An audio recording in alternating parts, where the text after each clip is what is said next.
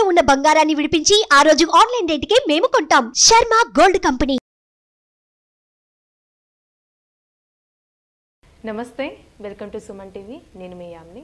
ప్రస్తుతం మనతో ఉన్నారు ప్రముఖ ఆధ్యాత్మికవేత్త గురుస్వామి బ్రహ్మశ్రీ రాజన్ నంబూద్రి గారు ఉన్నారు. గురుగారితో మాట్లాడి మనకున్న సందేహాలను అడిగి తెలుసుకుందాం. నమస్కారం గురుగారు. నమస్కారం. గురుగారు, ఇప్పుడు ఈ జూలై నెలలో అండి అసలు తులారాశి వారికి ఏ విధంగా ఉంటుంది, అలానే ఇప్పుడు కేరళ శాస్త్రం ప్రకారం ఎలాంటి పరిహారం చేయాలండి వీళ్ళు? కేరళ నాడి శాస్త్రం ప్రకారంగా మనకు ఏ విధానం చేయాలని చెప్తానమ్మా. మనకు వచ్చేవంటి మెయిల్స్ మెసేజ్ ద్వారా ప్రేక్షకులకు ఇష్టపడిగా మనం చేద్దాం. ముందుగా శ్రీ మహాగణపతి దేవతవ్యాన్మ చూసే వీక్షకులకు నమస్కారం. అందరికీ మంచి జరగాలి. నదులని మనం కాపాడుకుందాం, గోమాతని సేవిద్దాం, గోమాతని పూజిద్దాం. వాస్తవానికి తులారాశి వారికి మహా అదృష్టం పట్టబోతుంది. 100%. ఎలా అంటే తిరుగు లేకుండానే అద్భుతమైన అదృష్టం పట్టబోతుంది. ఎవ్రీ అదృష్టం పట్టబోతుంది. ఎందుకంటే గత మాసాల్లో డబ్బులు బాగా ఖర్చు అయిపోతూ ఉంది వాళ్ళకి, తులారాశి వారికి. ఎలా ఖర్చు అయిపోతుంది, రావాల్సింది ఏం చేతికి రావటం లేదు, పోయేది కాస్త పోతూ ఉంది. సో ఈ మాసంలో, ఆషాఢ మాసంలో రావటం ఏంటి, 3 మాసాలు అంటే అనుకుంటవచ్చు. కానీ మీరు ఈ వృక్షానికి మీరు పూజిస్తే తులారాశి వారికి 100% ఖచ్చితంగా మీ జీవితంలో మంచి మార్పు రావటం, అద్భుతమైన అష్టైశ్వర్యాలు సిద్ధించే యోగదాయకం రావటం అనేది జరుగుతుంది. అది స్త్రీకైనా కావచ్చు, పురుషుడైనా కావచ్చు, ఒక మిడిల్ క్లాస్ అంటే ఏజ్ వాళ్ళకైనా, వృద్ధ వయసు వాళ్ళకైనా కూడా ఏదో రకమైన అంటే వాళ్ళు పింఛన్స్కి ఏదైనా అప్లై చేసుకుని ఉండవలసిన వాళ్ళు కూడా పింఛన్స్ వాళ్ళకి రావటం అనేది జరుగుతాయి. మళ్ళీ వాళ్ళకి రైతు బంధు అలాంటివి ఏమైనా అప్లై చేసుకున్నటువంటివి ఉంటే గవర్నమెంట్ సంబంధించిన అవి కూడా వాళ్ళకి ఫండ్స్ రిలీజ్ కావడానికి ఉంటుంది. రిటైర్మెంట్ అయిన వాళ్ళకి ఫెడరల్ ఫండ్స్ కావచ్చు, పిఎఫ్ ఫండ్స్ కావచ్చు, అవి ఎన్నో సంవత్సరాల నుంచి ఆగిపోయి ఉన్నాడు వాళ్ళకి అవి కూడా రిలీజ్ కావడానికి ఆస్కారం ఉంటుంది. తులారాశి వారికి మహా అద్భుతమైనటువంటి యోగం పట్టబోతుంది. కాబట్టి ఈ వృక్షాన్ని మనం పూజిస్తే మంచి ఫలితం లభిస్తుంది. బిలవ చెట్టు. ఈ బిలవ చెట్టు అంటే సాక్షాత్గా అందులో లక్ష్మి నివసిస్తుంది ఏమ్మా. ఆ బిలవ చెట్టు దగ్గర ఉదయం ఈ చెట్టు దగ్గర మొత్తం ఉదయం సాయంత్రం దీపార్థన చేయాలి. ఎవరి దగ్గర? బిలవ వృక్షం దగ్గర. ఈ తులారాశికి సంబంధించినటువంటి వాళ్ళకి ఈ బిలవ చెట్టుకు తులారాశికి చాలా దగ్గర సంబంధం ఉంది.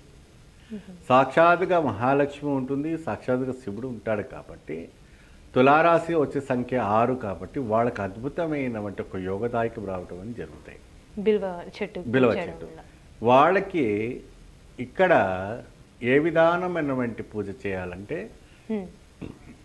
నీరాజనం దీపారాధన చేయాలి. నీరాజనం అంటే ఏంటి గురుగారు అంటే, ఇది మన కేరళలో చాలా విశేషంగా చేస్తారు. ఒక ప్లేట్లో చక్కగా మీరు బియ్యం పోసుకొని, మీరు ఒక చిన్న కొబ్బరికాయని పలగొట్టి నీళ్ళన్నీ తీసేసేయండి. ఒక పొడిబడ్డ పెట్టి తుడిచి దాంట్లో శ్వేత కొబ్బరి నూనె పొయ్యాల.